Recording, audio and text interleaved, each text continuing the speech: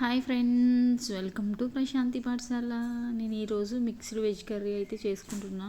ఇది చాలా ఈజీగా, సింపుల్గా, టేస్టీగా చేసుకునే రెసిపీ. మనకి ఏ వెజిటేబుల్స్ కావాలనుకుంటున్నామో ఆ వెజిటేబుల్స్ అన్నీ కట్ చేసుకొని రెడీ చేసుకుంటే త్వరగా అయిపోతుంది. 6 to 7 మినిట్స్లో అయితే రెడీ అయిపోద్ది కర్రీ. సింపుల్గా, ఈజీగా, టేస్టీగా చేసుకోవచ్చు. ముందు బాండీ వేడెక్కిన తర్వాత 2 గరిటెలు నూనె వేసుకొని పచ్చిమిర్చి కట్ చేసుకొని వేయించుకోవాలి. పచ్చిమిర్చి బాగా వేగిన తర్వాత ఒక పెద్ద ఆనియన్ తీసుకొని ఆ ఆనియన్ కట్ చేసుకొని ముక్కలుగా వేసుకొని బాగా వేయించుకోవాలి. గ్యాస్ అయితే సిమ్లోనే పెట్టుకోండి మంట. అప్పుడే దోరగా వేగుతాయి ఉల్లిపాయలు.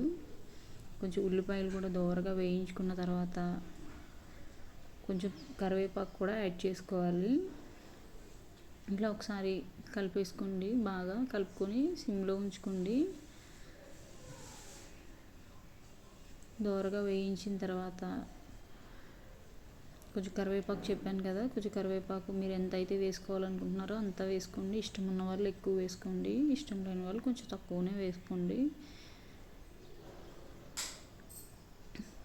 ఇలా కరివేపాకు కూడా వేసి దోరగా వేయించండి 1 నిమిషం పాటు.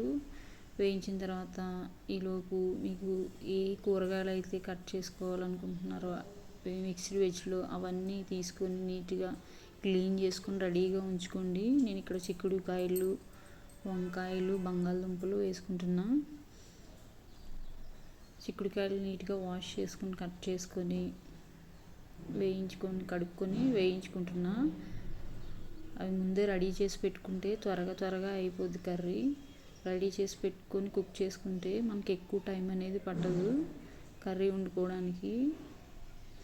సో చిక్కుడుకాయలు కూడా బాగా వేగిన తర్వాత కట్ చేసిన ఆలు వేస్తున్నా. నేను ఇక్కడ ఒక చిన్న 3 బంగాళదుంపలు తీసుకున్నా. 3 కట్ చేసుకొని వేసుకుంటున్నా. అవి కూడా వేసుకొని కట్ చేసి 1 నిమిషం పాటు వేయించుకోండి ద్వారగా. వేయించుకున్న తర్వాత 4 వంకాయలు తీసుకున్నా. 4 వంకాయలు కూడా కట్ చేసి వేసుకుంటున్నా.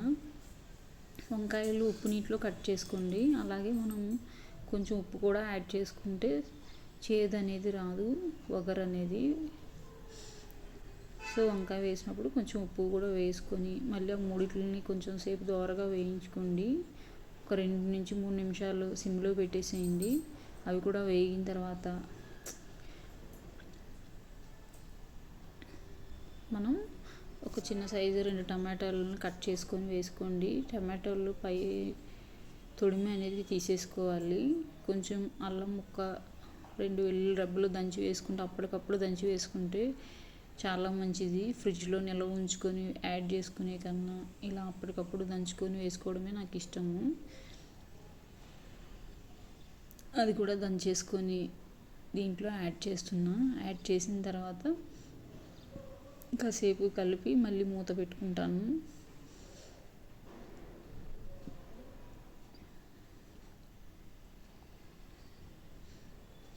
ఈ విధంగా యాడ్ చేసుకున్న తర్వాత అల్లం వెల్లుల్లి పేస్ట్ కొంచెం సిమ్లో అయితే ఉంచుకోవాలి స్టవ్ని. కొంచెం పసుపు యాడ్ చేసుకోండి, 1/2 టేబుల్ స్పూన్. నేను కొంచెం పసుపు ఎక్కువనే యాడ్ చేసుకుంటాను. యాడ్ చేసుకున్న తర్వాత సరిపడా కారం అడ్జస్ట్ చేసుకొని వేసుకోండి. నేను ఇక్కడ ఒక ఫుల్ టీ స్పూన్ కారం వేసుకుంటున్నా. ఎందుకంటే పచ్చిమిర్చిలో కొంచెం కారం ఉంటుంది కదా, ఇది కరెక్ట్గా సరిపోతుంది. వేసి కొంచెం సేపు ఒక 2 మినిట్స్ సిమ్లో మూత పెట్టి ఉంచండి. కొంచెం కారం వేసి మూత పెట్టుకున్న తర్వాత మళ్ళీ ఒకసారి కలబెట్టుకున్న తర్వాత కొంచెం ఫ్రై అయిందని మనకు తెలుస్తుంది కదా.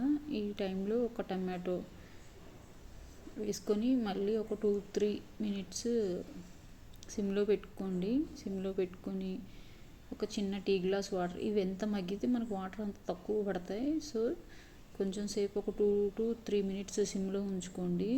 ముక్క అయితే తొందరగా కుక్ అయిపోద్ది. ఈ టమాటో కూడా సాఫ్ట్ అయిన తర్వాత కొంచెం వాటర్ యాడ్ చేసుకొని మనకి ఎంత గ్రేవీ కావాలంటే అంత వాటర్ యాడ్ చేసుకోవాలి. నేనైతే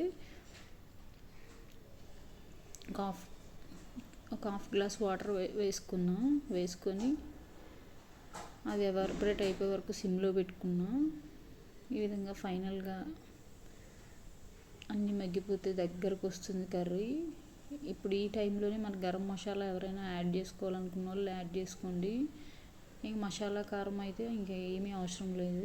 ఫైనల్గా సింపుల్గా ఈజీగా ఉండే రెసిపీ వెజ్